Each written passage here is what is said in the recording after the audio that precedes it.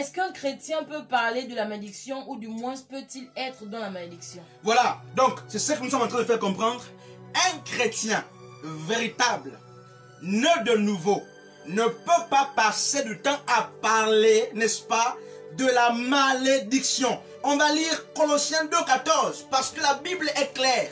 Donc toutes les églises de combat spirituel, tous les milieux chrétiens où on vous initie à couper les alliances matin, midi, soir, ce sont des milieux qui vous pervertissent. C'est du frère, c'est de l'illusion. Pourquoi? Parce que toute chose devient nouvelle. Et Colossiens 2,14 dit, n'est-ce pas? On va lire ce passage. Donc un véritable enfant de Dieu, frère, ne peut pas être réclamé par la malédiction familiale. Pourquoi? Parce qu'il est régénéré. N'est-ce pas? Il a notre sang. On va lire, n'est-ce pas, Colossiens 2,14. Qu'est-ce que la Bible nous dit? Colossiens, verset 14 au chapitre 2 dit ceci. Il a effacé l'acte qui était contre nous. C'est grave, on va s'arrêter par là. Qui a effacé? Yehoshua. Alors on dit Jésus, par son sang, a effacé l'acte dont quoi les ordonnances nous condamnaient. Cet acte c'est quoi? C'est le péché de père. Cet acte c'est quoi? C'est la loi. Yehoshua a effacé l'acte. Oh frère, dont les ordonnances nous condamnaient. C'est-à-dire que la malédiction familiale ne peut pas avoir effet dans la vie d'un enfant de Yehoshua. Parce que le sang de Jésus, Colossiens 2,14 dit que le sang de Jésus a effacé. On peut continuer la lecture. Et on poursuit en disant ceci. On va lire, qui consistait en des ordonnances et qui nous étaient contraires. Et il l'a entièrement aboli en le clouant à la croix. Christ a, la Bible dit, entièrement aboli. Quoi? L'acte. Quel acte? Papa était quoi de hier? Papa était ivrogne. Je ne peux pas hériter de l'ivrognerie de papa. Pourquoi? Parce que Christ a condamné la malédiction familiale à la croix. Donc tous ces pasteurs qui vous manipulent, qui vous volent par des combats spirituels, alors que vous êtes nés, n'est-ce pas, de nouveau depuis les années, vous coupez aujourd'hui les alliances, demain vous revenez, mais c'est la manipulation. Ils vous manipulent, ils vous épuisent. Donc Ruth est allée, frère, pourquoi? Elle était au contact avec quoi? L'évangile.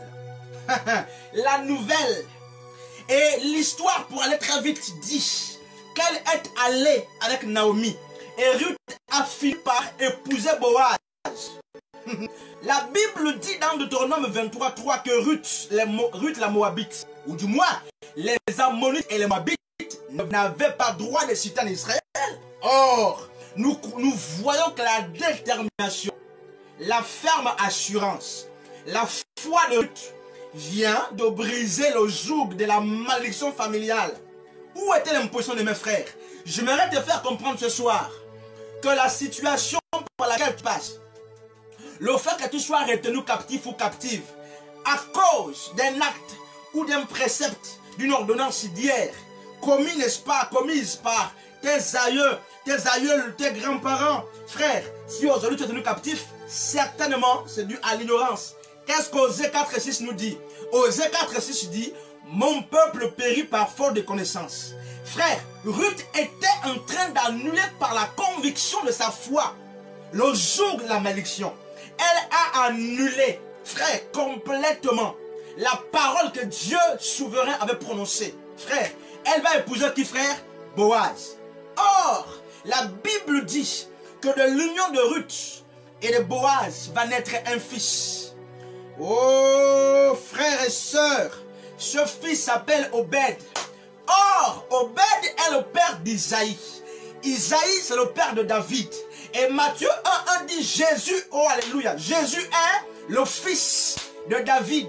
Donc, on comprend que Ruth qui était maudite, Ruth qui était déconsidérée, Ruth qui était foulée aux pieds, frère, est rentrée dans la lignée de Yehoshua. Pourquoi?